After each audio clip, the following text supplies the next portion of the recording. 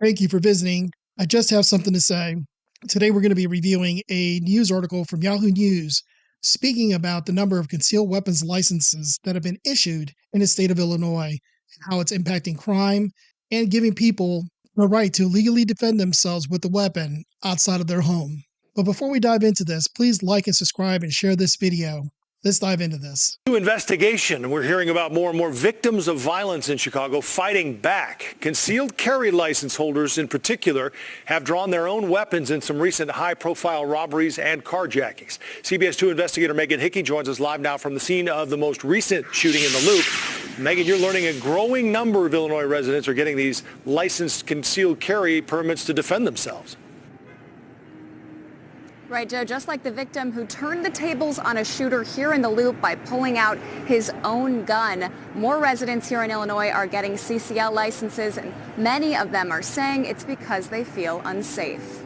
Now, one of the things that I found really funny about the liberals' approach to gun control, concealed weapons license, and crime is that they don't actually get the fact that liberals are soft on crime. So they let violent criminals out onto the streets to attack simple people like you and me that are just going about our lives. So when we say, hey, we want a gun to protect ourselves, they freak out and say, you shouldn't have a gun. And then when we say, well, we're not even safe in our home, we want a concealed weapons license because we can't even get to the corner store or to work or back home safely, they freak out. They are actually causing a lot of this anxiety within our society because of being soft on crime. If they made our streets more secure and they held criminals more accountable for their actions, people will feel safer, and there wouldn't be this anxiousness to go out and get a gun, to go out and get a concealed weapons license, because your streets are safe. So your level of anxiety goes down, and it's just human nature. If you feel safe, the average person is not going to feel like they need to get prepared to go into armed combat on the streets of our cities. On December 10th, a would-be victim who was shot at outside this hotel near Dearborn and Randolph scared off his attacker by taking out a gun and firing back. Police say he had a firearm owner's identification card and a concealed carry license. Civilians have to be very aware. And that encounter, the sixth incident in less than 5 weeks. Pow! That's all I heard. Where the person being targeted just so happened to have a concealed carry license, and in many cases used it to try to defend themselves. I heard the pop, pop, pop, pop.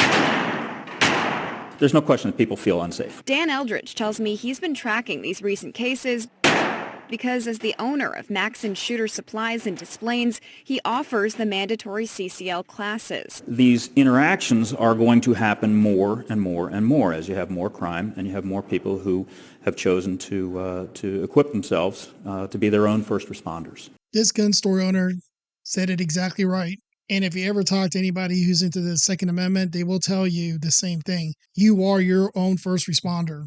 When somebody's pounding at your door of your car or of your home, when somebody's trying to rob you, whatever actions you prepare for is whatever actions you're going to take at that moment.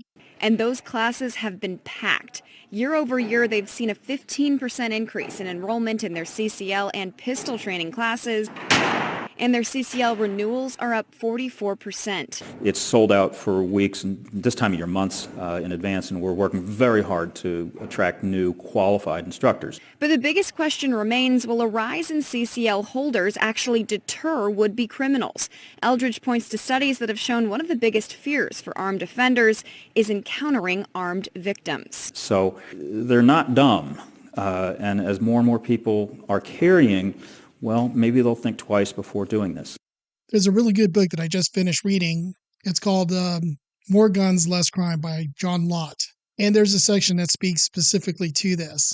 As more people get their concealed licenses and more criminals become aware that their potential victims can fight back, they resort to more nonviolent crime. For example, breaking into your car, maybe shoplifting. The things that are resulting in direct confrontations, those crimes tend to go down because criminals are more concerned about an armed would-be victim than they actually are the police.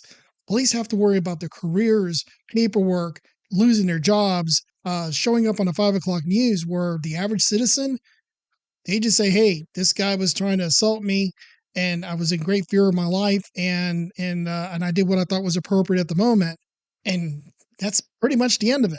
As long as you're in good standing and you did it for the right reasons, you're good to go. There is no, are you going to lose your whole livelihood? Are you going to lose your job? Are you going to be in the media? All that stuff is really a non-issue for a concealed weapons holder if you do the right things. Now, for my good, warm-hearted liberals out there that say, guns aren't the answer, and we can't incarcerate our way into a safe society, I will just say bullshit, because people are being incarcerated. They're just the innocent.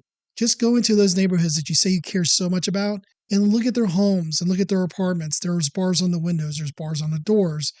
They've got multiple locks on their front doors. They have high gates all the way around the perimeters of their home. And if you ask the individual citizen, do you feel safe going out at night? And it will just flatly tell you no. So the only people who are suffering, who are literally being incarcerated, are the innocent because of your weak on crime policies. It brings chaos into the streets. It makes people feel like they're not safe. And it impacts so many aspects of so many people's lives, including children and how well they do in school. To people feeling safe to being able to go to work and how far they're willing to go to work. It's just something to think about. Thank you for visiting. I just have something to say. Please like and subscribe and hit that notification bell and share this video. Thank you very much.